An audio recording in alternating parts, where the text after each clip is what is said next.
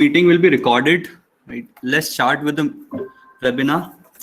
First of all, I would like to welcome everyone of you. My name is Kanishk Rao. I'm the convener of LinkedIn Local NIT Jalandhar. So earlier, this webinar was only limited to 100 participants. But thanks to our alumni, Mr. Harshvardhan Mishra, who has been the ex-president of LinkedIn Local NIT Jalandhar, for extending the limit to 250 participants.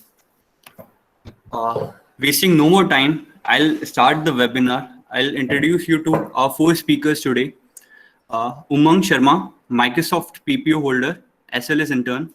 Prabhat Sharma, Amazon PPO holder as well as intern. Rasam, UHG PPO holder and intern. Gyanesh, Goldman Sachs intern. So, I'll give the mic to Umang, right? Let's start the webinar, wasting no more time. Rasam is presenting. I'll request everyone to pin the screen on that presentation slide. Rasam, Anand is presenting. Just pin the presentation, everyone. And keep your mic muted. If you have any doubt, you can ask in the comments section. Thank you. Thank you for joining us. Umang, all yours. Okay. So, very warm welcome to every one of you who have joined us on this webinar. I would like to thank LinkedIn Local for providing me this opportunity to share my experience with everyone. And I am very sure that every one of you will learn a lot about various things, hiring process, preparation, and so on. So I'm very excited for this webinar. So for my brief introduction, my name is Umang Sharma, and I am final year student of Computer Science and Engineering from Dr. B.R. Ambedkar, National Institute of Technology, Jalandhar. And I interned at Microsoft this summer, and then I got PPO. So I'm currently placed at Microsoft. And that's it. Handing over mic to Prabhat. Hello everybody, this is Prabhat, and I'm a final year student of Computer Science Engineering at NIT Jalandhar. And I hope this webinar will help you, and we will be able to provide you a direction so that you can proceed in whatever domain you like. And I also hope that you will work hard and act upon it, not just listen to webinar and forget it the next moment. So, and all thanks to LinkedIn Local for organizing this event. We should keep organizing such events so that those who have already done it are able to help others. So thank you. Handing over the mic to Rasam. Thank you. Hello everyone. I am Rasam Anand, final year student of NIT Jalandhar, and I am quite excited about this event, and I hope our experience could help you to get into the place that you wish for. And any questions you all have, you can drop the questions in the chat box anytime during the presentation. Handing over the mic to Gyanesh.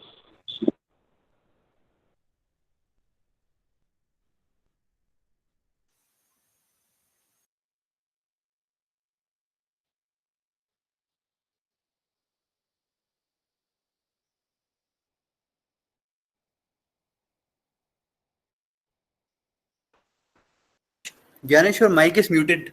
Please unmute it. Oh, sorry. Hi everyone, I am Gyanesh. I am final year student at NIT Jalandhar. So I did my intern at Goldman Sachs this summer. I hope this webinar will help you all in your journey for placements and will get you where you want. And if you have any queries, you can ask us or ping us on the chat section in the Meet as well. Thanks.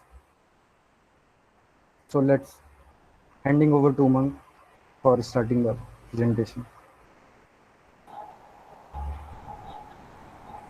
Okay, so I think we should start the webinar. So I would request Prabhat for continuing this session and starting up with the presentation and discussion about the roadmaps.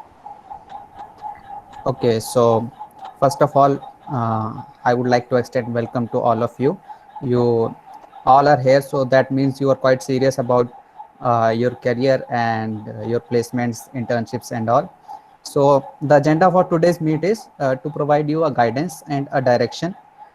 So major problem which we face is the lack of direction. We all have a plenty of resources at our disposal. There are a number of sites, a number of books which will help you, but guidance is limited. So agenda of today's talk is, first we will cover the roadmap, what you should ideally do in your first year, in your second year, in your third year.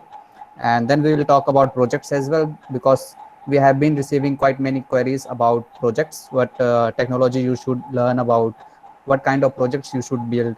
And then we will talk about hiring processes. We will share our individual experiences as well as experience from some other companies. Then moving on to interview skills.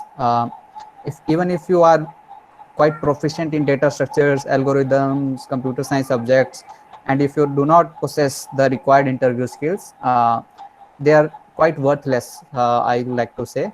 So we will talk about that as well. And finally, we will have a question and answer session, so where you can ping us on the chat section and we'll be happy to answer. So let us move on to the roadmap. Okay, so what matters the most? So in computer science engineering or in any other engineering branch, as you all know, we study a plenty number of subjects. There are 4 years, but about 40 to 50 subjects we have, along with the labs we have to study. So we have to separate what matters the most from the clutter. Okay, so ideally what you should know at the time of your placements or internships is this: you should know a programming language, a preferably object oriented programming language. And knowing it means you should be able to think in terms of it, and you should be able to model the real world problems, real world solutions into object oriented paradigm. Then moving on to data structures and algorithms. Programming is nothing without data structures and algorithms. It is the essence of coding, as you can call it. So learning that is the most important thing in computer science engineering. Then course computer science subjects like operating systems, database management systems. So these are we will be covering what subjects you should study, and we will also share our tips. Then moving on to projects, you should have at least good number of projects which you can which can add weightage to your resume, as well as showcase your skills during the interviews. And then we can in your free time you can indulge yourself in competitive programming, open source contributions, and hackathons. So these are the essential skills which you should necessarily have at the time of placements or internships. So now moving on to the first thing, that is the programming language which you should learn. So I will now hand over the mic to Ganesh, and he will tell you about. Ganesh, over to you. Yeah. Hi everyone.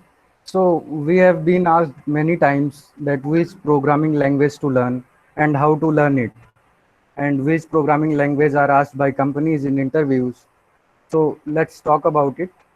So before going on to which programming language to learn, let me tell you the 2 ways to learn any new technology or programming language, and which one to apply, which one method to apply where. So for technology or language, for learning, where there is a defined syllabus, like for DSA and OOPS, there is a defined syllabus from which questions are asked. So in that cases, we go by method 1.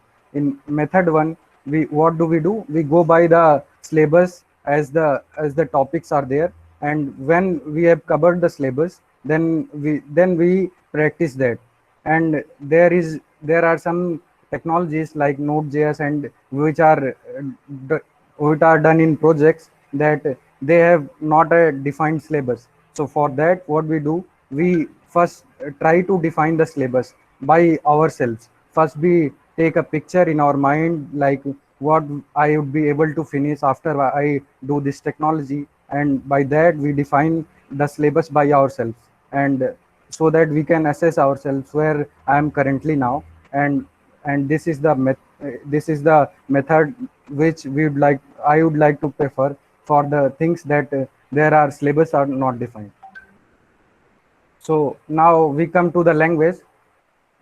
What we would suggest that you first pick any one object oriented programming language which you are comfortable in, Now, after you have chosen the language you are going to learn, clear the basics of that language and do practice it until it comes naturally to you. Once the basics are clear to you of that language, you should learn the standard libraries in that language like STL for C++ and collections framework in Java. These libraries will save you time during your coding rounds. And last, you should be practicing the language enough so that it's guys for the language part, if you have uh, so that it can help you in the coding round, and for language part, if you have any doubt or regarding it, you can type it into your chat window. Thanks. Moving Okay, on. so after the language, let us move to data structures and algorithms. Uh, Data structures and algorithms is not something you have to mug up. You know, you cannot learn all the algorithms. It is something which you can acquire only through practice. There can never be enough practice for data structures and algorithms. This is a great saying in field of DSA. So whenever you start to learn DSA, you should be clear about the language first. So you don't have to ponder over or worry over the intricacies of implementations.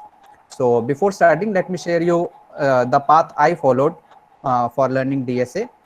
So first of all, learn the essence of each DSA, create real world analogies, and understand why you have to optimize it.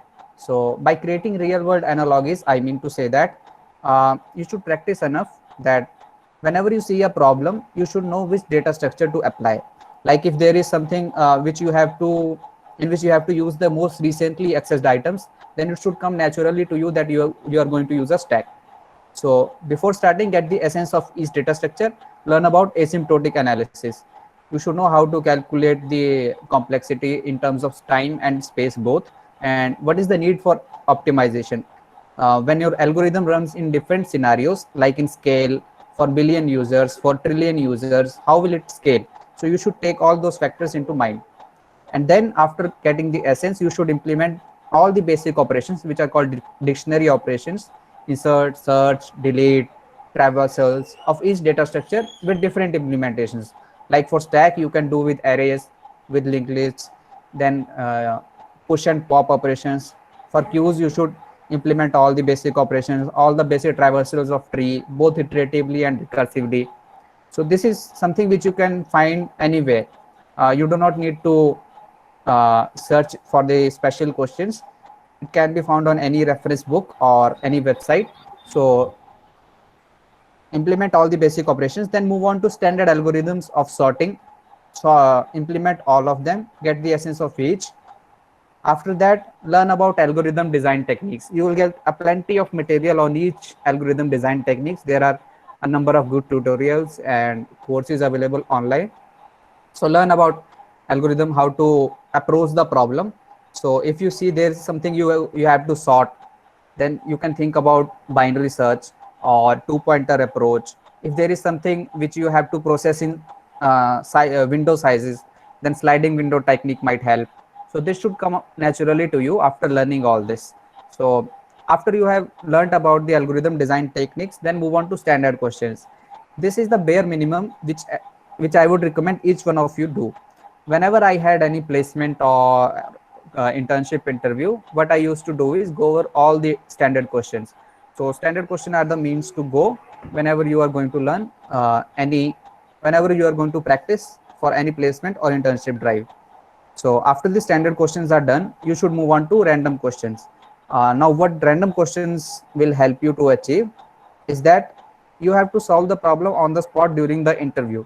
So on seeing the new problem, we mostly panic. So you will get rid of that habit if you practice enough random problems. You will get plenty of random lists, topic wise list, company wise list on any of these site mentioned here, lead code, gigs for gigs, hackerrank, etc.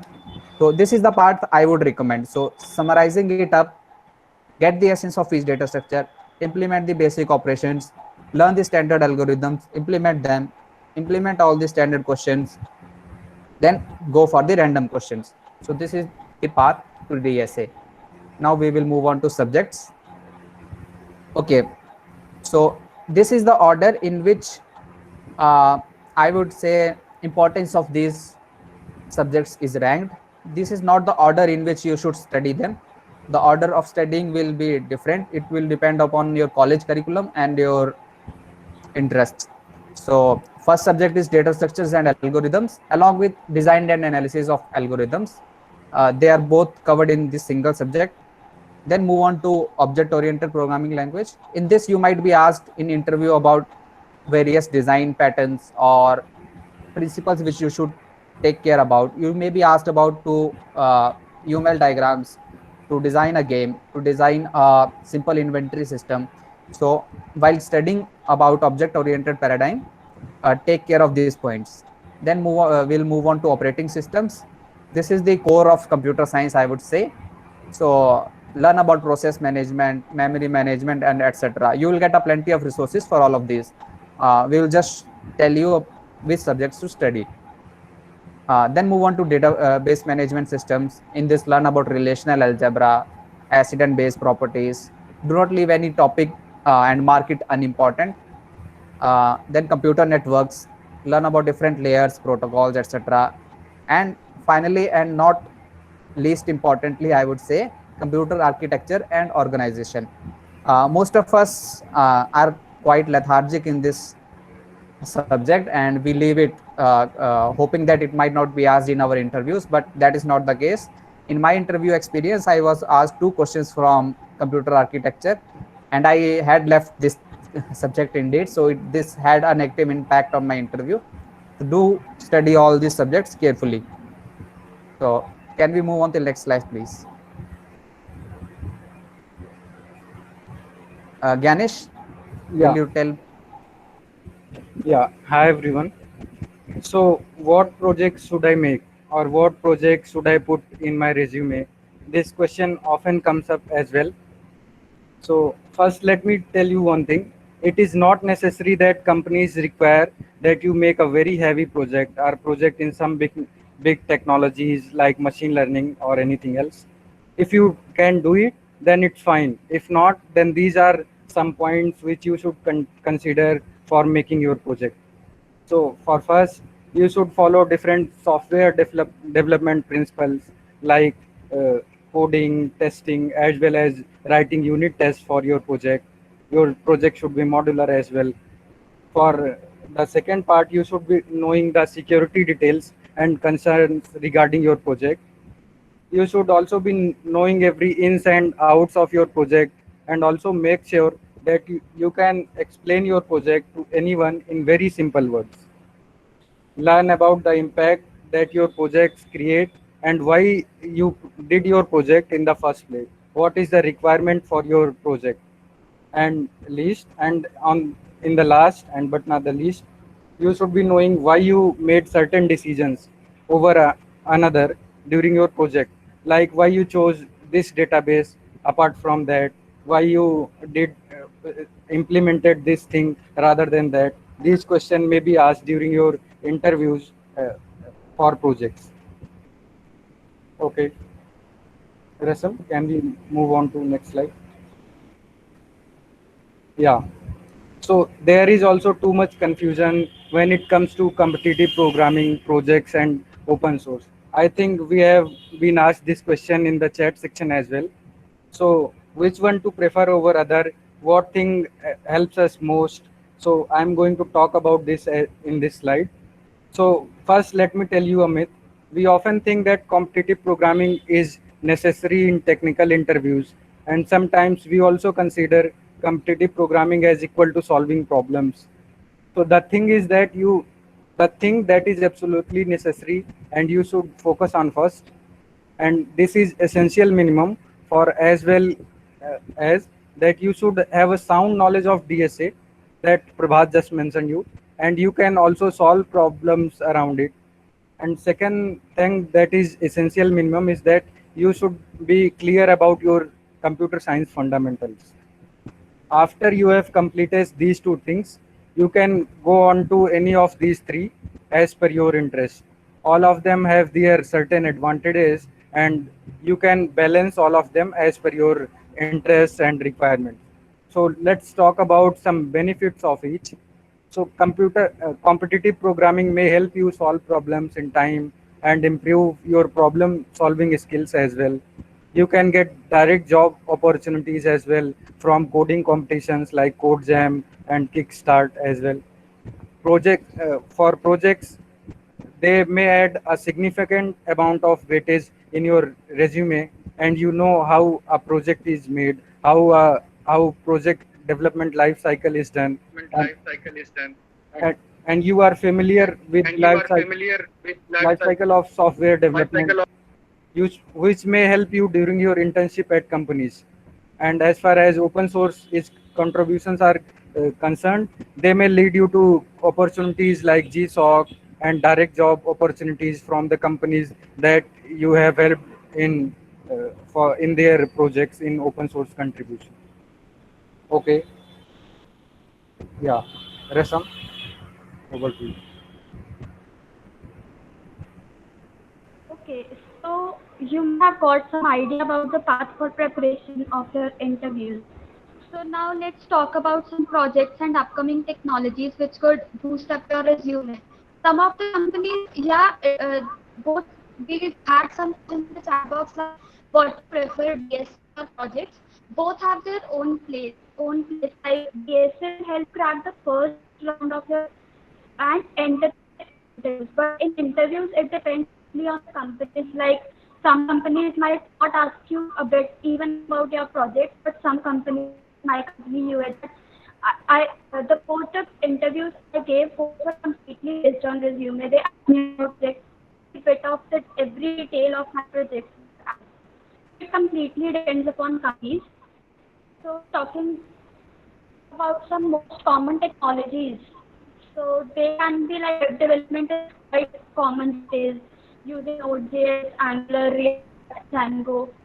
Mobile app development can be a choice. It completely depends upon your choice. And machine learning and deep learning, the most emerging these days. Many people have interest in clouds and DevOps also. So Rasam, sorry to interrupt. Your audio is fluttering. Can you just keep your video off so that you can get a good connection on audio? okay. Thank you. Sorry to interrupt. Hello. Is that fine now? Yes, it is. Okay. So we were Thanks. talking about machine learning and deep learning. So they are very upcoming technologies. Say many people are making bets on that, but it completely depends upon you. Like you can opt for cloud and DevOps as well if you have interest in. But your projects must focus on the problems around you. It makes a great impact if the projects you are focused on are more about the problems current COVID-19 problems. So if in current situation I was to give an interview, I would think about some projects, then COVID would be a very topic for that. Or any other problem like which some management problems which you see existing around you and you can solve them through digitalized solutions. All those can be a good boost to your resume. So what are the project-based questions? Project is completely your choice. The most important questions we ask are like discuss it in detail. What you have to do in this, like you have to tell a summary about your project. So whichever project you're making, you should be able to describe that project in about 5 minutes or 10 minutes because it will completely depend upon the interview, how much time he gives you to describe that. So within that time, it is relativity, how you will tell them all the features you have implemented and how that can help in solve some particular problems as well. You need to sometimes ask to discuss about the solved by a particular project, or it can be like implementation of a particular functionality. Like suppose you have implemented some particular function like image classification, you can say in your project. So they might ask you how you implemented that particular project, or you have used API calling in your project. They might ask you uh, how you called it, how you implemented this API calling. So this can be some libraries. You must know whatever you are using about in your project. Uh, next we talking about what problems you have faced while making projects and how to tackle that.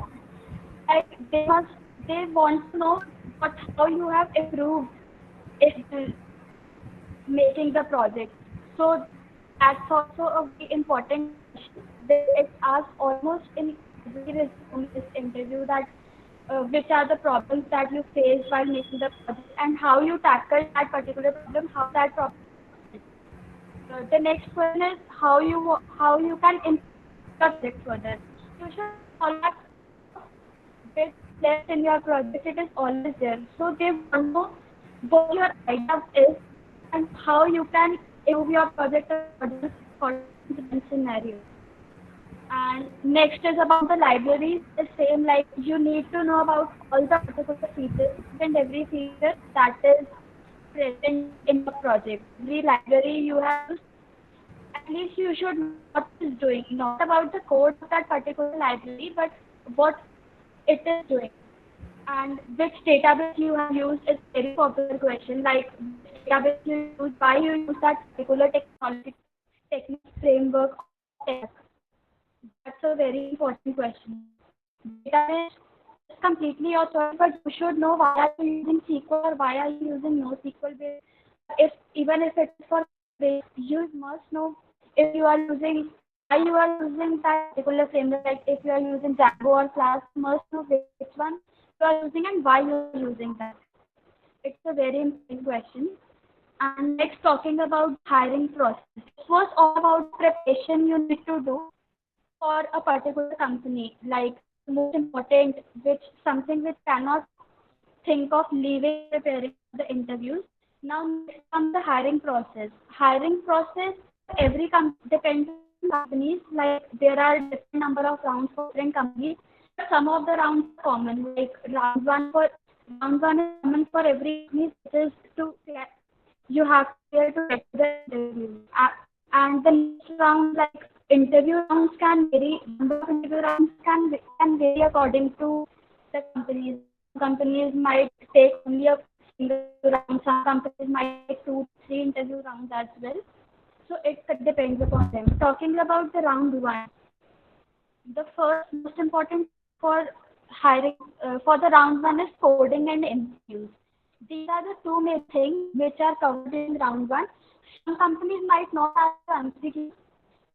Like there are only 2 to 3 coding questions which you have to solve, but some companies have both of them. So you need to have a grasp on both of them. Coding questions, for practicing questions, you use various platforms like Code, Geek for Geek, etc. But I would suggest once if you know on which platform you are going to give, sometimes companies tell you beforehand, only a day before or 2 days before, like which platform they are going to take tests on. So try solving the problems on that particular platform. During my test, during this current summer intern, after that also we had a test. So during that we were told the test would be at current platform. So if once they told me, after that I daily try to practice questions on HackerRank as well, so that I could be used to the platform. It is also an important part. Then talking about MCQs, and MCQs can vary, like some companies ask aptitude and some companies might ask you based on course C subject. For aptitude, you can use India Books as a very good resource. It has a lot of aptitude questions, every kind of aptitude, starting from numerical based or verbal, logical, and everything. So it's the best source for aptitude. And then for DMS and other subject-based MCQs, Geek for Geek can be a very, so try solve as many MCQs as you based upon company for which you are paying.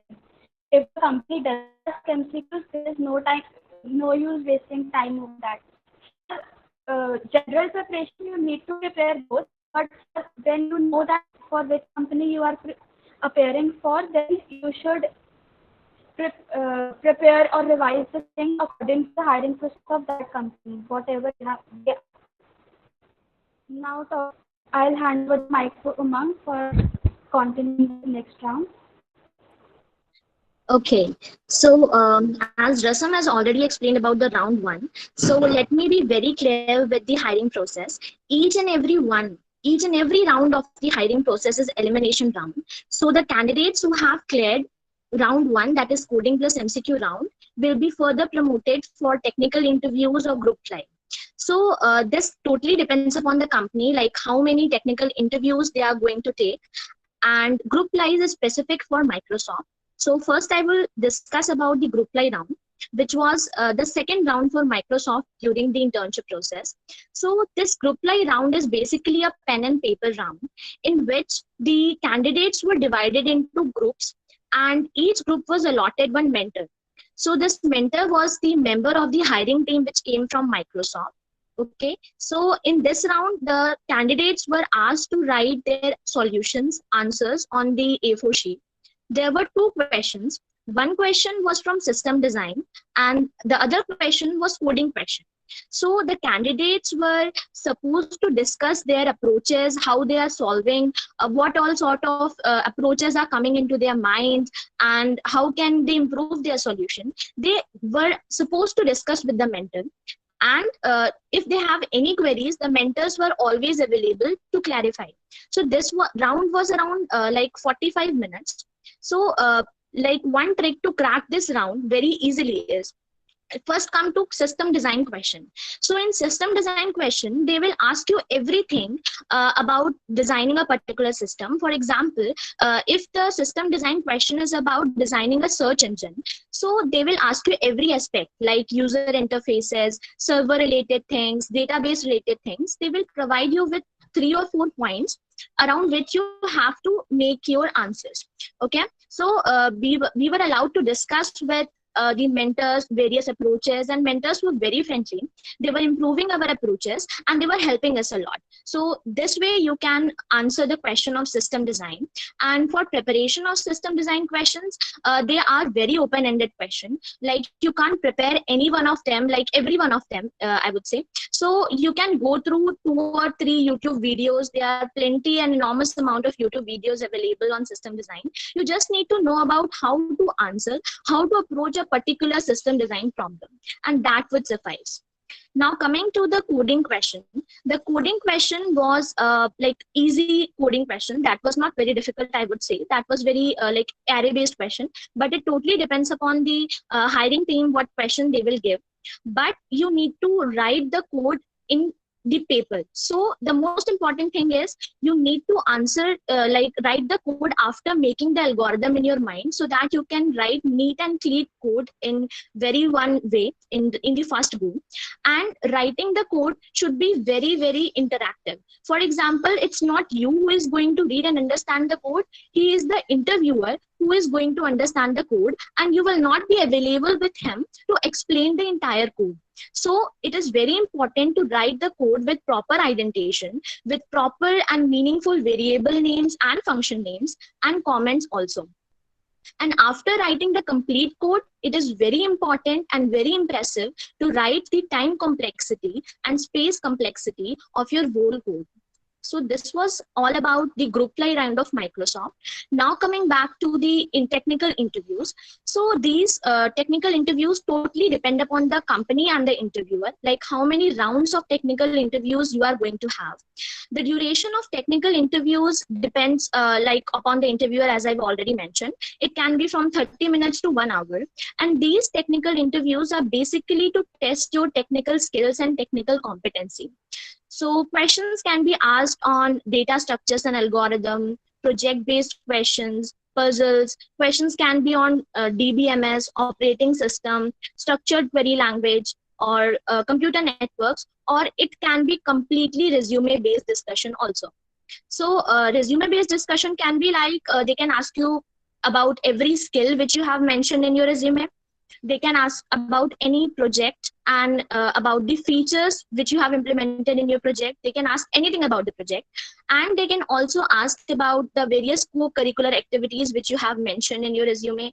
your achievements which you have mentioned, your academic background. So I have seen many candidates spending 30 minutes or 45 minutes of interview entirely based on their resume. So it's very important to write your resume very effectively and very brief and very precise, so that you cannot write anything false in your resume, because that will create a problem in your technical interviews. So there are 2 to 3, or there might be 4, or it totally depends upon the company, how many technical rounds of interview there are. And each technical interview is elimination round. So the candidates who are clearing the technical interviews will move on to the last round. For each company, the last round is the HR round. So can we move to next slide, please, Rasa? Yes. So for every company, the last round is HR round. And I would say like the HR round is like rare elimination is there. Most of the candidates who reach up to HR round are almost selected for particular position. But if you make blunder in HR round, like you are showing your negative personality, you are showing HR like you are not a good team player, or you want to go somewhere else, you don't want to work with the company in your future times, so definitely the HR will not select you. So in HR round is basically a behavioral round. They test how positive you are, how good team player you are, and how optimistic you are. Do you have any growth mindset or not, or you are strict to whatever you have just achieved and learned. So this round is very important round. So I will discuss few questions which are frequently asked in HR round and how you can answer them effectively to show your positive attitude. So the first most popular question is strength and weaknesses. Many candidates, including me, are very confused about what they should tell about their weakness, because everyone is sure about their strength. They are very sure, like they are hardworking, they are passionate, they are deterministic, and so on. But weakness is something which we are not sure about. So you can be very true to the interviewer about your weakness, but one thing which you should not tell in your weakness part is, which should represent the interviewer, like you are not a team player, you are not willing to work in the team, you are very introvert, or you don't have any growth mindset. So weakness should not be something which will affect the company as you as an employee. So you should take care of this. The next most popular question is, why should we hire you? So in order to effectively answer this question, you can align your skills which you have mentioned in your resume with the job requirements you are applying for. That will be the best answer. The next question is, where do you see yourself after 5 years? This is really very important question and will tell how like far-sighted you are, how optimistic you are. So the best way to answer such question is to like tell interviewer like you like to see yourself after 5 years as an experienced person in this industry, or a project lead, or a person who is managing a project, or something like this. Like you should be far-sighted, and this answer should show the interviewer that you want to grow yourself, you want to build your career with the company. So you should answer your question in this way. The next question is, why you want to join us? This question is very much similar. Why should we hire you? You can form your answer regarding like somewhere around the company, about the company, what you like about the company, what major products the company have, and why you want to contribute to the company. The answer should be along this line. Interviewer can also ask you about the previous round of interview, like how you performed, what do you think, what mistakes you made, how was your previous round of interviews. So you need to be very clear about all these things. Like you need to show your positive attitude in the whole entire process of this interview. How you keep yourself updated with technology. This is again very popular question, and in my interview I faced this question in HR round for Microsoft internship. So while answering this, make sure you are not telling anything false. Just be true, how you update yourself, keep yourself updated with the technology. And he might ask follow-up question like which new and latest technology you are familiar with and what you know about it. So be true to this question. Okay. They can also ask questions based on pre-placement talk. So pre-placement talk is basically a kind of presentation which the whole hiring team gives, and before starting the whole hiring process. to get familiar, so to get yourself familiar with the company, what company do, what are the perks and salaries and so on. So this placement talk, pre-placement talk presentation is really very important. So everyone should hear that completely and listen that completely with full concentration. HR can also ask you question based on situations. Situations like you are like in working in a team and few of your team members are not performing well and few are working hard. So what you will do? So this is basically to test how good team player you are, how good leader you are, and what is your decision making skills. So these questions are very popular.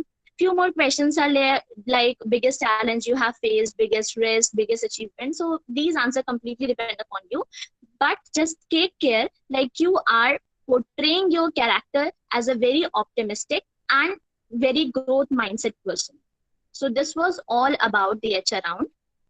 Now let's move on to the most important thing, interview skills. In this whole webinar, you have like we have discussed various things, what to study, what not to study, from where to study, and so on. But if you are not able to present yourself in front of interviewer, then there is nothing good with this. You need to present yourself in a very good and very impressive way in front of the interviewer. I have seen many candidates who are not able to answer their questions, means they are not knowing the exact answer of the question which they were asked from, but still they are making to the next round just because of their interview skills.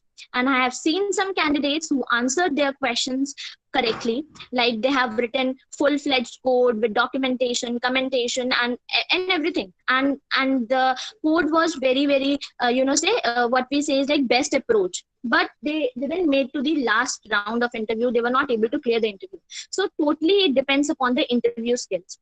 So I will discuss few points, like how you approach a particular problem, how you start solving. Like first of all, whenever you are encountered, like whenever interviewer asks you question, the most important thing is listen carefully to the interviewer. Like it may not be like you know how to sort a linked list. Okay, so when interviewer start asking you the question, he has not completed his question, but you started answering it. So this is one of the biggest mistake. Please listen to the interviewer carefully, understand the question carefully, and then start approaching to the problem and starting the problem. Okay, the next point will be clarify the question, cross check with sample test cases. This is really very good. It will help you to clarify yourself as well as interviewer also, that you are good with the question, you are clear with the question, you have understood it completely. You can take 2-3 sample inputs and cross check with the interviewer, like ma'am or sir, this is my understanding to the question. According to me, if this is the input, this will be the output. Then what, like, is my understanding okay? Is I am okay with this? If interviewer is okay, like yes, you have understood the question well, just move on. The third thing should be write the function signature. Writing function signature first is important. And why it is so? Because it tells the interviewer like how processing, like what is your thought processing, how you are approaching to a problem. You are first making into your mind like what you have to do, and then you are moving on, how will you do it. In function signature, you should write the return type, very very proper function name, like if you want to add 2 numbers, so the function name should be add 2 numbers and it should be camel case properly. The parameters should also be like very relevant variables name should be there, meaningful variables name, not like A, B or C, but it should be very generic. Okay, so the next thing is brute force approach. You are not required to directly jump into the most optimal approach. It's okay to start with brute force approach. Like it is not always there, you know already the solution of the question. You will always encounter some questions which you don't know, but you can start with brute force approach. It is okay. Okay, share your approach with the interviewer, like what is going into your mind, especially like this time we are all going to have virtual interviews, so thinking loud will be the most important thing, and this thing will matter a lot.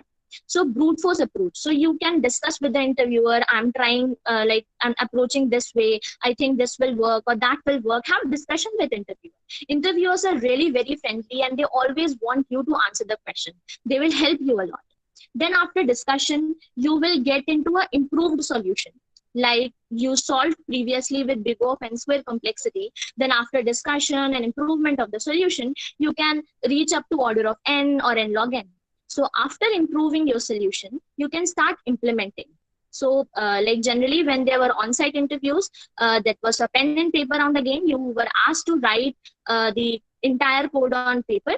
But like this time we are having virtual interviews, so you would have to write in like in any shareable doc.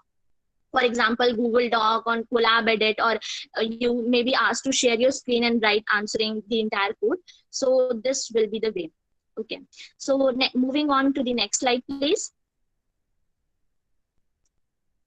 Okay. So this was the approach, general approach, when you know the solution or you don't know the solution. But few things are very, very important to consider when you don't know the solution.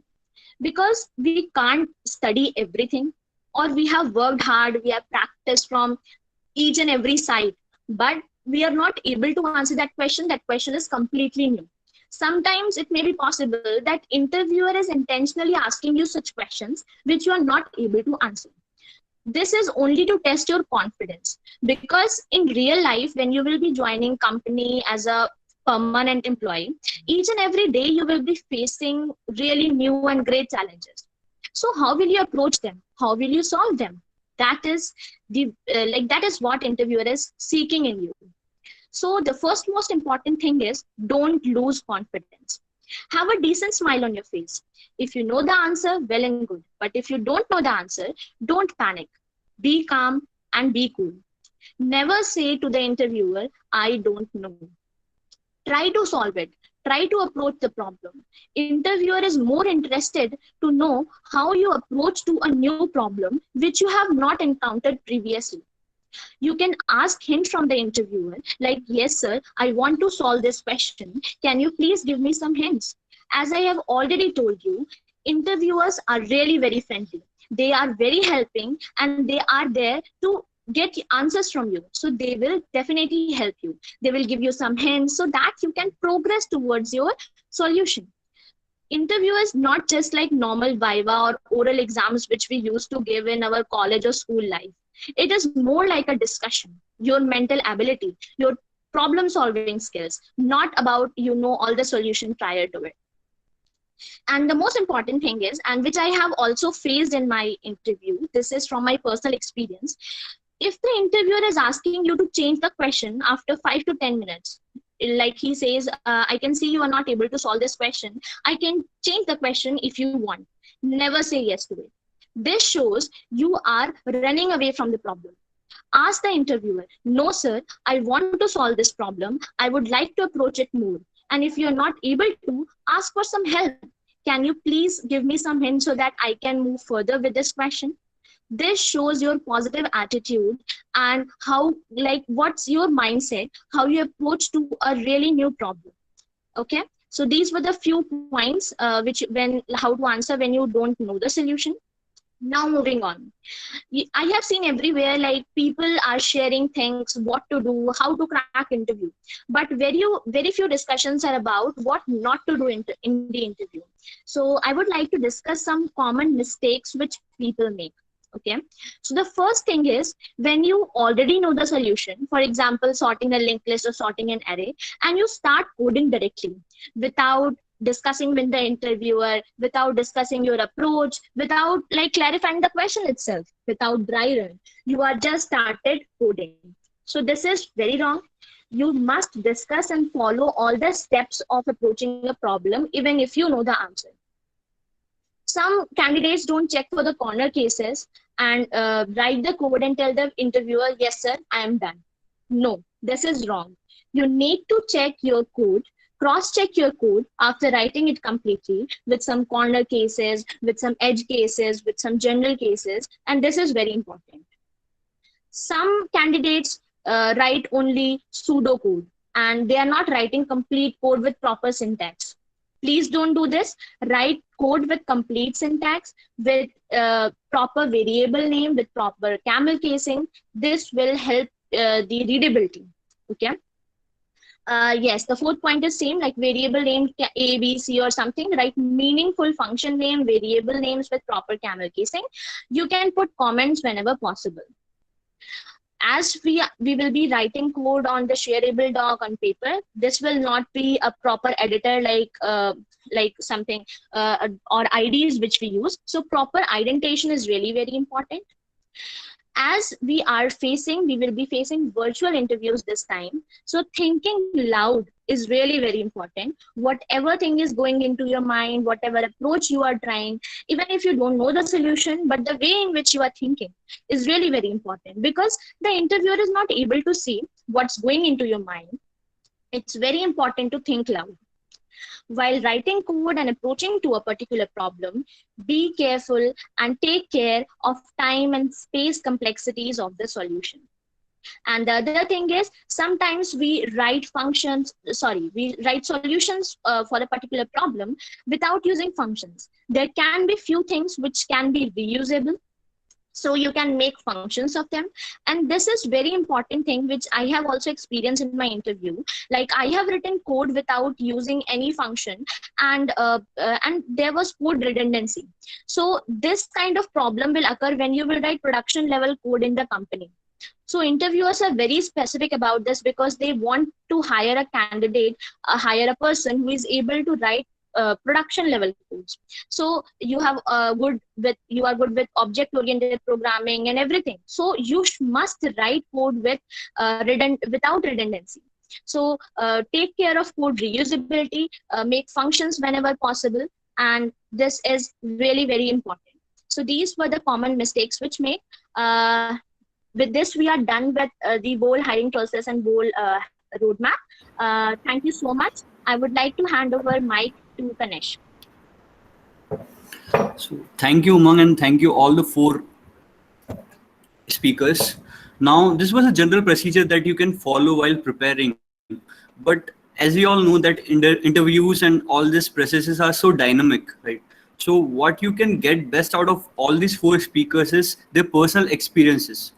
So now we'll move forward to the next phase of the event, in which all these 4 speakers will share their individual experiences, right? How did they tackle particular questions and all, everything from 0 to 1, right? So I'll hand over to Umang, right, to share their interview experience with you all.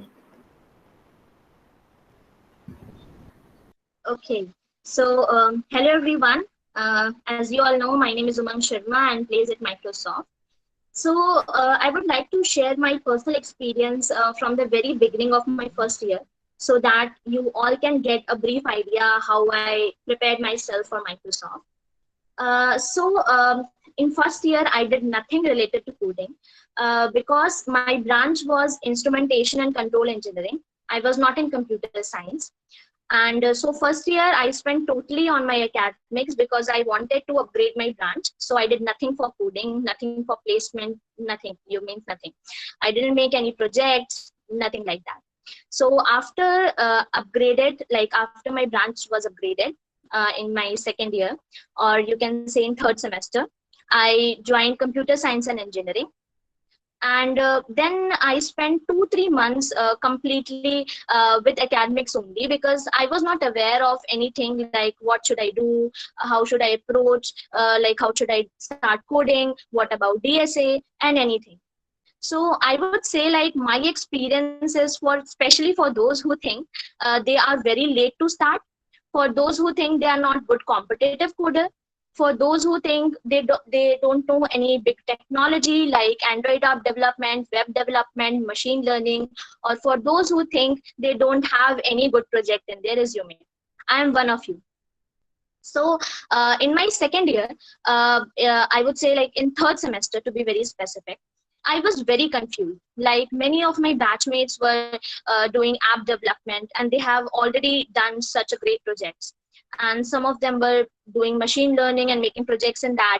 Some were very good coder, 2-3 star coder on CodeChef. Some were 4-star coder on CodeChef. But I did nothing, literally nothing. I was very confused about it.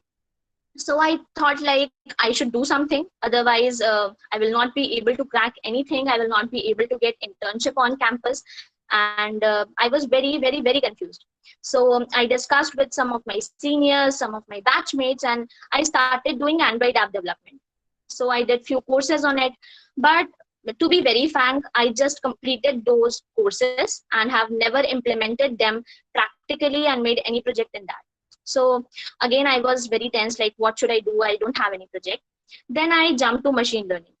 I did one course from Udemy, but again, the same way, I completed the course, but I have not made any project. I just made 2, 3 simple, like using any algorithms which were covered in the course only, but I have not implemented that. Again, I was very tense.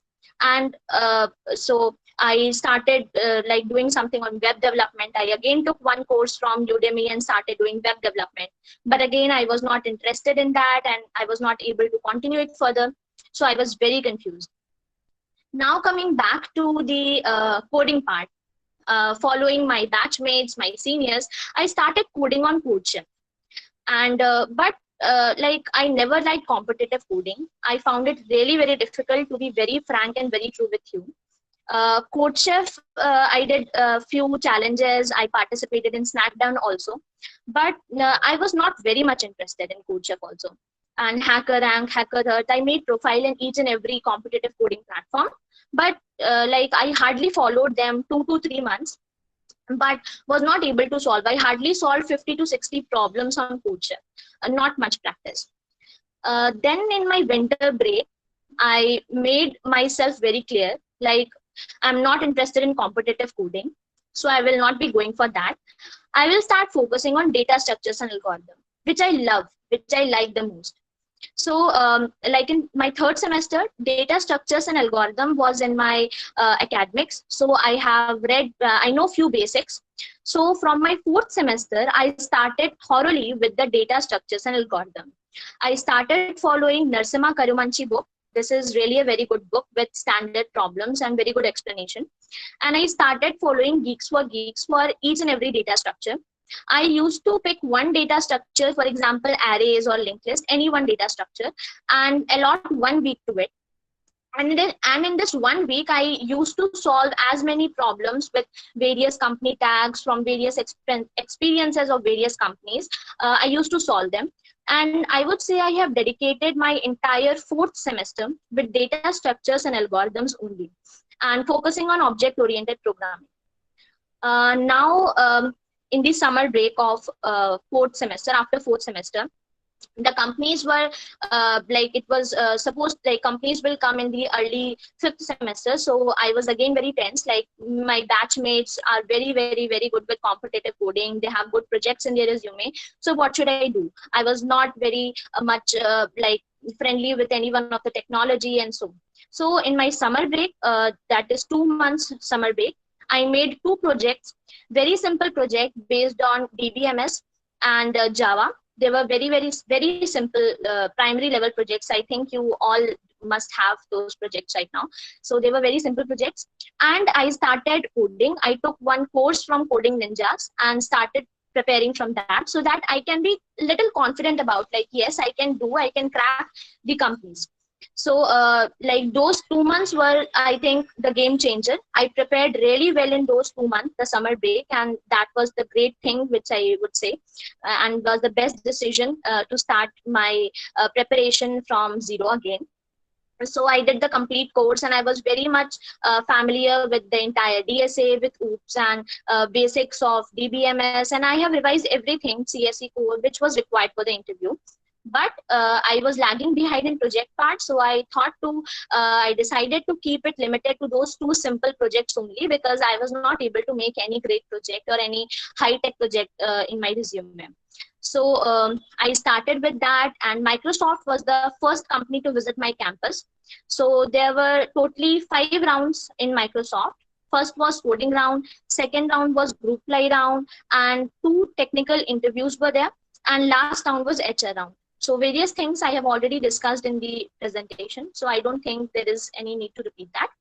So after getting internship into Microsoft, I did internship virtually this summer. 2 months internship at Microsoft, and I worked on Azure. And in my internship, I learned a lot more things. I realized like what the things we used to read and how we implement them are completely different. And the people at Microsoft are great and brilliant minds. They are very friendly. I enjoyed a lot in my internship. During internship, there were very like number of presentations during my project and number of discussions. And this year the rule was changed for converting internship into job offer. There were interviews conducted, and there were 3 rounds of technical interviews for me again for converting my internship into pre-placement offer. So those interviews were again on the same line based on data structures and algorithm, and few questions were asked from the project which I did on in my internship. So after clearing these 3 technical rounds of interviews, I got pre-placement offer a few days back from the company. So I think my journey is motivating for those who think they're not good competitive coder, they don't have a great project in their resumes. Still, if you are starting late, still if you are not a good competitive coder, you don't have any grasp with a great technology, it's okay. You just need to have good interview skills, good presentation skills, and how you present yourself, your positive attitude, your problem solving ability is the most important thing. So this is what I have learned from my experience, and I love to share it with you. Handing over my mic to Prabhat. Thank you so much, everyone. Hello, everybody. I'm back. So let me share my experience with you. Let me first tell you a bit about myself. I'm a more of outdoor kind of person, and frankly speaking, I do not like computers that much, but destiny has it and I'm here. I did not do competitive coding at all. I participated in 2-3 competitions and then just left it. I also started with Android development, but situations did not allow that, and I was more towards the business type of business aspect and startup uh, culture. And so I did not do serious programming until peer pressure came in at the end of second year. So when we were informed about Microsoft, I panicked and I started learning about data structures and algorithms. I gave plenty of time to it and I did a serious study of it for I guess 2-3 months, and I could not clear the first round of Microsoft. I was not able to solve any problem even partially, and so that was quite frustrating for me. And after Microsoft, within 10 days, Amazon was visiting our college. So I prepared for Amazon again, and I was able to clear the first round. In first round, we were asked aptitude questions, and there were 2 programming questions as well. So I would like to say prepare on aptitude problems and take them seriously as well, as seriously as you take the programming questions. There were several candidates in our batch who were able to solve coding problems in same manner, but they differed in aptitude. So do take aptitude section seriously. That is my advice to you. And there was only one interview for Amazon, and I was asked about one tree traversal question, a graph question, and other questions were from object oriented programming and for computer architecture and organization. So that was my experience. As of now, I do not have any project which carries a significant weight on my resume. I just tend to do the bare minimum which is required for any internship or placement drive, and the bare minimum is the first PPT, what matters the most PPT. I do not have a competitive programming profile. I never contributed on open source, so I would not recommend all of you to follow my path. But what you can learn from me is that even if you start late, or even if you are not interested or you want to move out to another domain in coming 2-3 years, but you need a job right now, so then also you can do it. It's not a uphill task. So do not just worry over it. You can start late, still you can achieve many great things. So that was my experience. Now I would hand over the mic to Rasam. Thank you. Hello everyone. Uh, so talking about my experience UAG, so followed the basic path we followed is the same we have shared with all of you throughout the presentation. I also worked a lot on data structures. I was more of interested upon technologies, like I love to learn various technologies. I explored on Android a lot. I explored on machine learning a lot. I even participated in a few hackathons as well in college. I love to explore that and love to develop some products. So I made a few projects also through whatever I had learned. But for the preparation, like for cracking the interviews, the main most important part was essays. So basically, during my fourth semester, I started focusing more on DS only, and along with a few little projects as well. I mostly focused and dedicated my fourth year and my summers to to DS only. And during when the college restarted and the first company was Microsoft, I was able to solve a few questions partially only. It was quite demotivating for me also. Like I was not able to track like what is the error in my approach to the problem. Even afterward, I contacted people, but I was not able to exactly why it was an issue. But still, I didn't lose hope, and then tried for Amazon as well, though it was not a destiny. And then finally, when UHG came, fared a lot too. And before that, I contacted some people, some previous seniors as well, who had cleared who had internship at UHG, and they told me like the most important part for clearing UHG test is the aptitude.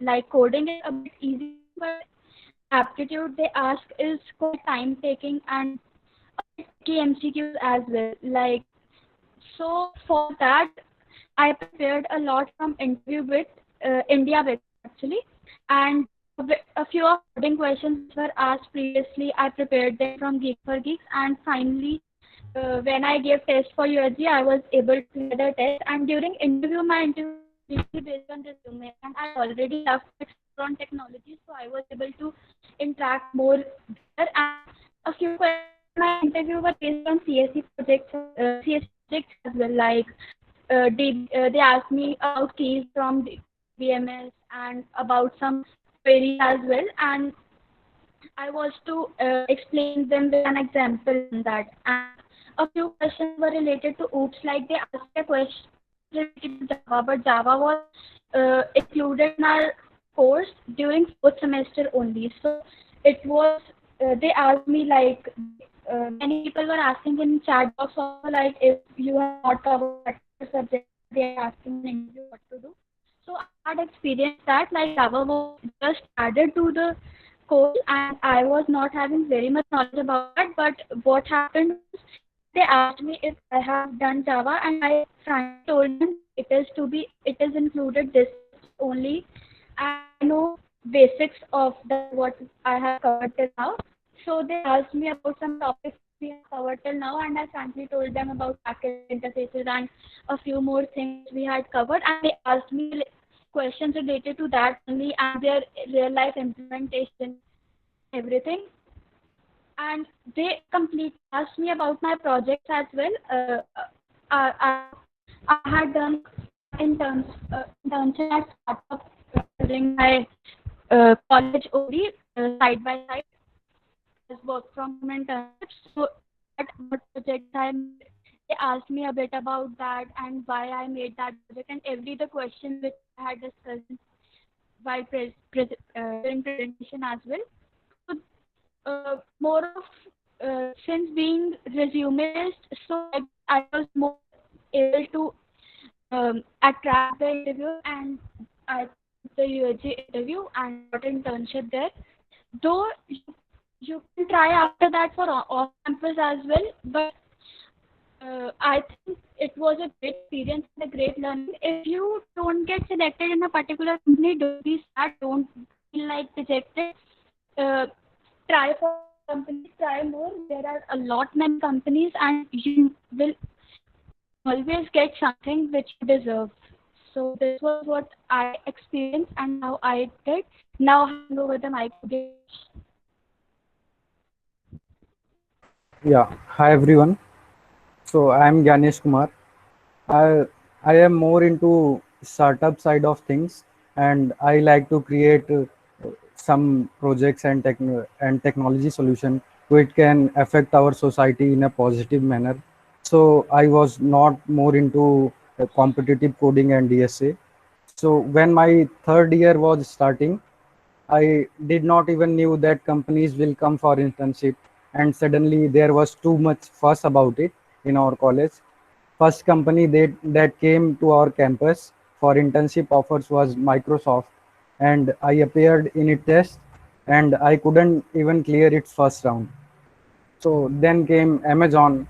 So this time somehow I prepared enough and could pass the first round, but was filtered out in the interview round. Also then came UHG. Same thing happened here as well. But from these three appearing in these three companies, one word I learned is that perseverance.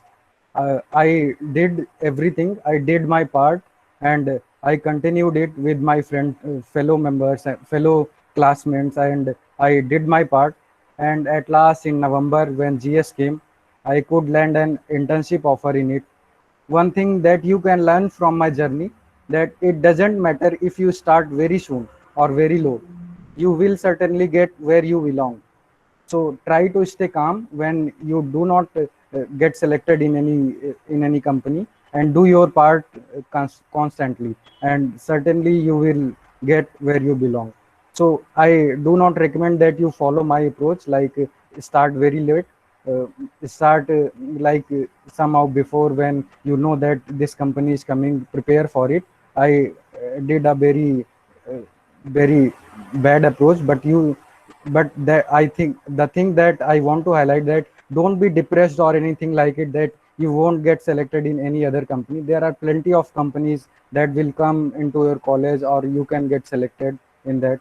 So from my experience you can learn that if you do your part and be constant about it, and do problems and the things that we shared in the webinar today itself, then you will certainly get where you want.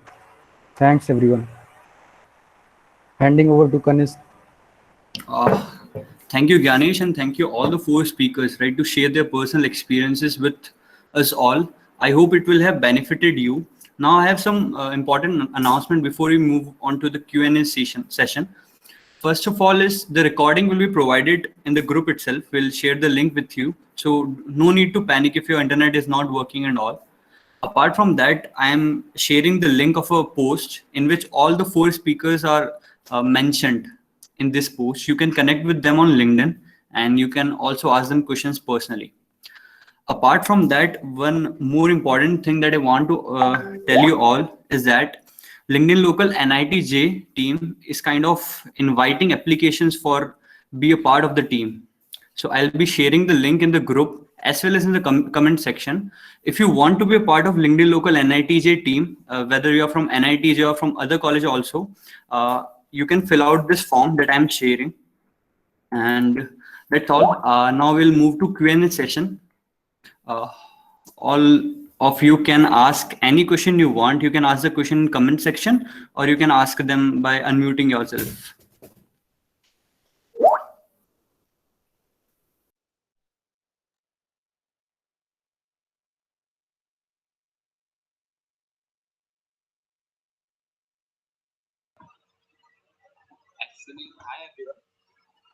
The first link of the post that I have told you about, in which all the speakers are mentioned, and the next link of the form that you want to fill if you want to be a part of the team.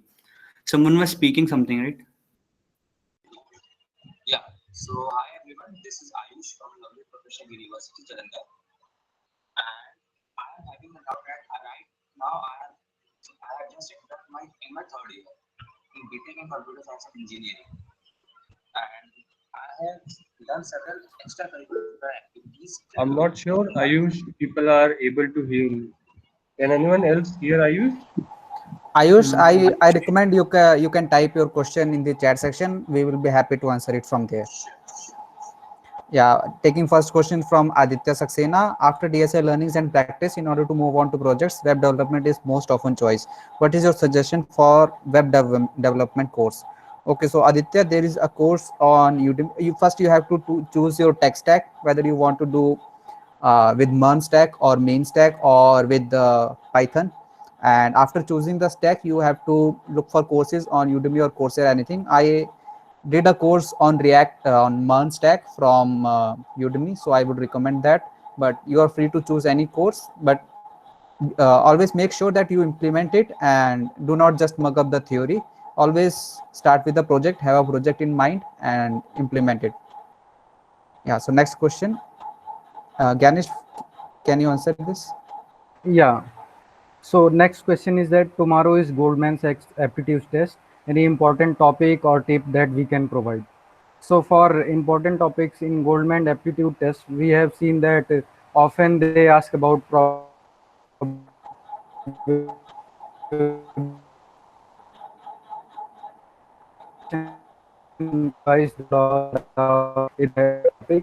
And also, if you do not can't some problems, move on problems and try them in the last when some time left. Oh. Mohit Puri is asking what topics come in GS aptitude. I have also, yeah. But can you take on to the next question? Okay, so next question is, can I apply during 2021 for 2 month summer internships? Akil, it depends upon the company hiring process and when they want to conduct their drives. Many of the the farm companies and other top companies start their drives in the previous year. But yeah, you can apply in 2021 as well if there are open drives as well. In our college, Wipro was the company which conducted their drive for internship in the same year. So yeah, there is possibility. Yeah, some people are asking that my voice was not clear. So let me repeat my answer. So for tomorrow Goldman Sachs, I would suggest that you should prepare for probability and somehow revise the formulas for permutation and combination topics, and take in account that if you are not able to solve the problem in the first go, leave it and try to solve it in the second time when you have solved all the problems that you can solve.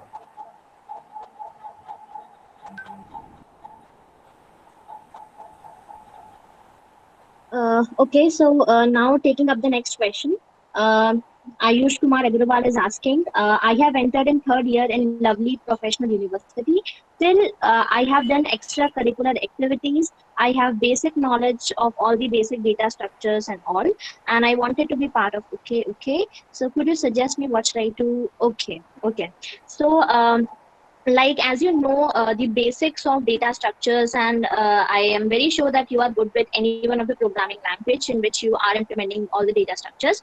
So you need to start practicing the questions which are asked by the companies during their hiring process. So you can follow any of the website, and I would suggest only one resource you should go for. Either you can go for Lead Code or Algo Expert or Geeks for Geeks. Start practicing one data structure at a time, and with the help of this you will get grasp of like all the data structures one by one. As I have already mentioned you, like you can take one data structure for 1 week and practice all the relevant questions as much as possible. And time-based practice is also very important, because the coding round definitely there is a limitation of time, so you need to practice in such a way that you can solve the questions very quickly. Okay, so now taking up the next question. is minor degree in CS can make us eligible for companies that allow only CS students. In our time, there was no provision of minor degree. After our year, like 2018 batch have minor degree provision. But as I can see, like present situation, presently the TPU has not any provision like made itself very clear, like minor degree CSE students will not be allowed for the companies. I don't know about the further proceedings very clearly, but you will be updated by your TPU, and it completely depends upon your college and the company which is coming for hiring. Okay, Vivek, let me answer your question. Uh, I guess I know you from the LinkedIn post that I had put in for applying to farm companies. So let me just repeat over it again. You can apply through referrals, connect with people on LinkedIn or from your own network or college, and you can apply otherwise through hackathons. There are several competitions conducted by companies for internship and placement drives. Like I can mention CodeJam, Kickstart, Fubar by Google, and Hacker Cup by Facebook. Then Microsoft Imagine Cup, Code Vita by TCS. So be familiar with all of them. Check for openings and apply there. You can also get hired if you have a very good profile on HackerRank or any other competitive coding sites. You can directly get a call from recruiter. So yeah, even if you are from tier 3 colleges, you do not have to worry about it. Instead of worrying, put that much of effort in hard work. And yeah, we know many people like Anudip Nekanti, then there's one more person I do not remember. They are from tier 3 colleges, but they made it big. So do not worry about your college. Worry about yourself and prepare hard enough. You will get the openings when your time comes. So that is my answer. And for Shikhar, should I apply for Amazon current opening or should I wait? Because I have heard Amazon starts opening in around October, November. Shikhar, please check the job portal and be sure when you apply, because Amazon restricts applying again in within 6 months. So you have to make your choice carefully. If you are prepared enough, if you feel confident enough, then you apply now. And if you are sure that there will be another drive in October, November, then you can wait for it. Next question, being a non-IT branch chemical, how difficult is it get in companies? Okay, so Shivam, if the company is conducting drive for all branches, then it is equally difficult for you as well and for a computer science student as well. So we do not have to depend too much on the college curriculum. Uh, all we have to depend on is ourselves and be confident and learn all the topics which I had mentioned in the what matters post slide. And it is not difficult if the company is open to all branches, but you have to find and narrow down to those companies first. So Ganesh, will you like to take the next question? Yeah. So can we do CP for time practice? Yes, you can do. For competitive programming may help you in time practice, and this can improve your problem solving skills. But make sure that you make a balance in your programming skill, competitive coding, and doing DSA as well. You should be knowing essential, like we have shared in the first slide. What are the essentials that we should do for the placement? First cover those up, and then you can do any one of those, like competitive programming. You can make projects for your free time as well. So going on to next question. Let me take, Ganesh, will you let me take the next question? Okay, no problem. Okay, Praveen, I find this question quite more prevalent in online coding communities and in our college itself. So is it preferable to clear DS and algos rather than learning technologies like cloud computing because I have internet? Okay, so let me clear the myth. You can have interest in any number of things, any technology you want, but it is always essential to clear DSA. So you do not have a choice over DSA, you have a choice over the technologies. So DSA is not something which you can learn by going over the concepts and all. This can only be acquired as a skill through practice, through serious and dedicated practice only. Cloud computing and all, it's just you can learn it anytime. You can know what it is all about, how to implement it and all, but your problem solving ability is what matters. and that is what the companies are looking for. So I would always say that clear DSA first. So can anybody take the next question, please? Okay, I'll take the next question. So Mohit is asking, what companies ask an aptitude round? Like, are questions related to OS, DBMS, CN, etc. or what? So the companies, it depends upon companies. Like, what would be the MCQs based on for the aptitude round? Some companies ask only aptitude, and some companies might ask questions on OS, DBMS, and CN as well.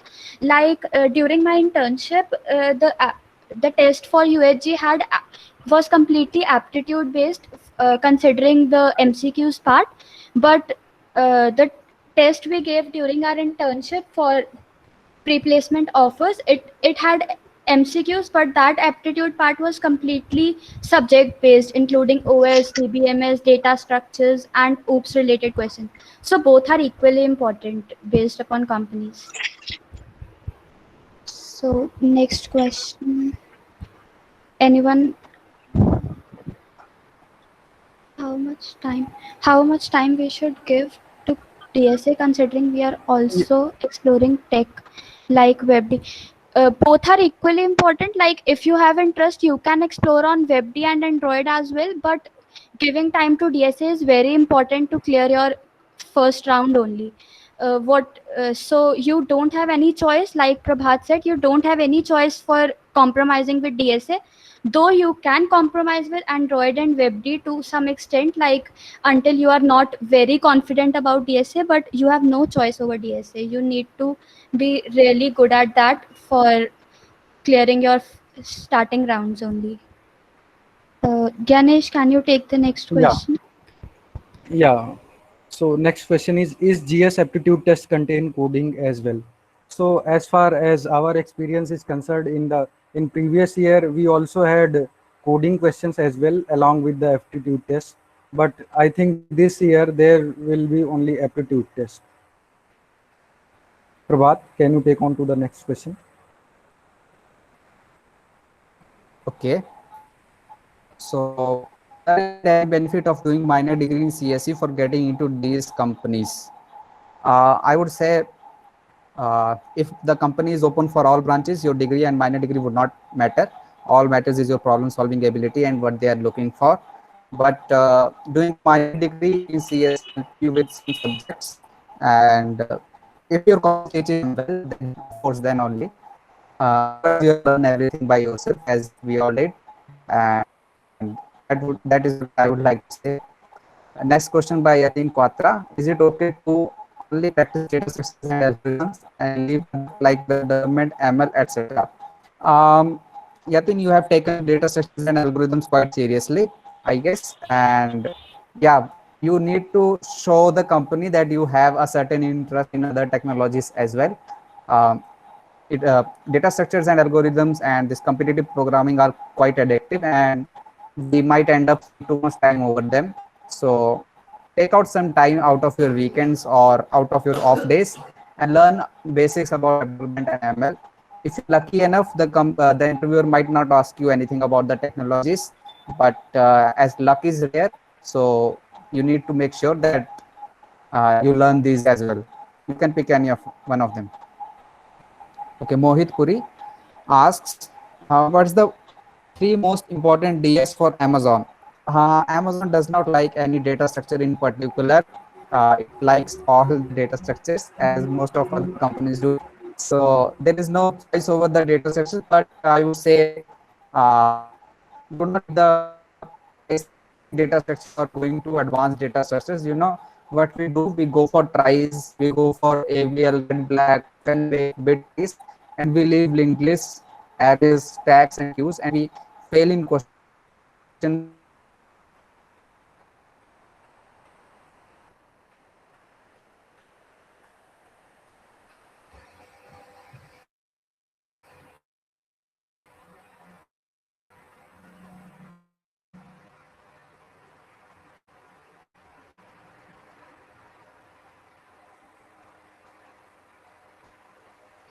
Prabhat, you are not audible, I guess. there is some network issue that side. But what he was trying to say is like, for going for advanced data structure, you do not need to leave the basics like arrays, linked lists, strings, etc. They are also really very important, and rather more important than many advanced data structures. So doing that, you should not leave the previous ones. Mm, Three most important DS for Amazon. Once Prabhat joins, he might be able to answer that question more precisely. I guess he's joined. Prabhat, you can take Mohit's question if there is no network issue now. Prabhat, your mic is mute. Okay, sorry, I dropped. My connection was lost. I just lost the question in chat section. Can you please repeat it? What's the 3 most important DS for Amazon? Okay, so Mohit, there is no specific data structure which Amazon or any other company likes the most. I cannot recommend any 3 data structures. I would say you should practice with the basics first, and before moving to advanced data structures like tries, segment trees, inventory trees, and all, stick with linked list, practice them enough, and move on to next data structure. And there is no particular data. You do not have to think about preparing more on one specific data structure than the other. Always prepare for the worst. So that is what I would suggest.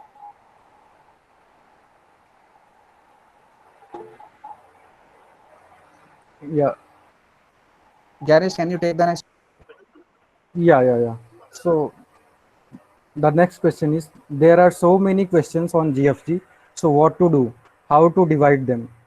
So as we have told in the PPT presentation as well, that you can go by like for topics that have defined syllabus, you can go by the syllabus. Like DSA has a defined syllabus. You can go like first going to the data structures like arrays, then linked list, do problems on that. And GFG, I think, has divided them first for you as well. So you can go like there is a course on GFG which is free for all to take up. You can go on to that, and they have divided the questions like for data according to the data structures itself. So you can go on to that and prepare from that.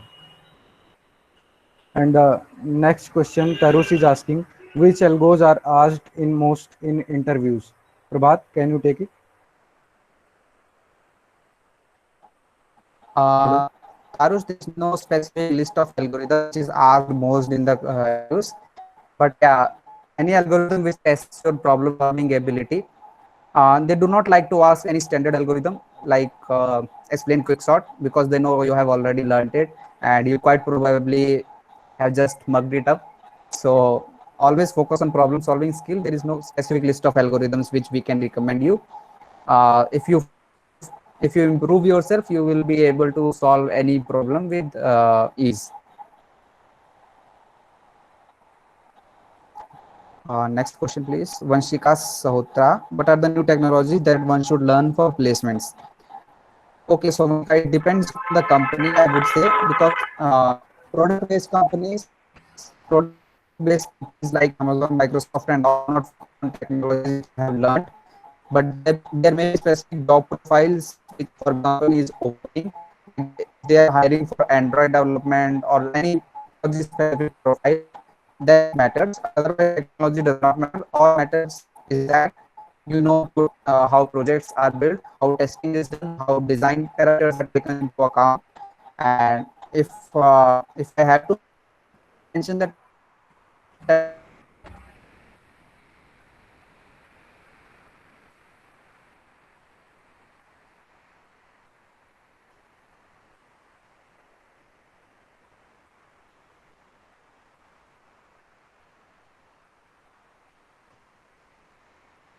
I think we lost Prabhat again. There are some connection issues. I think Rasan can take up the question regarding the projects preferred by companies. Yeah, okay, I'll take that question. So the projects preferred by companies are mostly the projects which are solving some problems around you. Like you can make some COVID related trackers or something which could solve the problem which is currently existing, or any other problem which you think people are facing around you, and which can solve those problems. You should know which problem is being solved, why that problem was so necessary to be solved, and how your solution is optimal to solve that problem. Everything you should decide upon that, and then you should go for a particular project. Companies mostly like the projects which are able to solve some real time problems. So And this will be the last question we'll be taking, Sameer. If you have any doubts, you can personally approach all the speakers. I am again mentioning the LinkedIn post. You can connect with them on LinkedIn also. I'll just tag them on our group also. You can personally approach them. Please take the last question of Sameer. okay, so Samir, is interview bit good for preparing for coding rounds, and any source for preparing for aptitude? Okay, so interview bit is quite good. It has all the questions divided according to data structures, and even the data structures are divided according to the level, like the basic data structure starting with arrays and strings and then going towards DP and everything. So I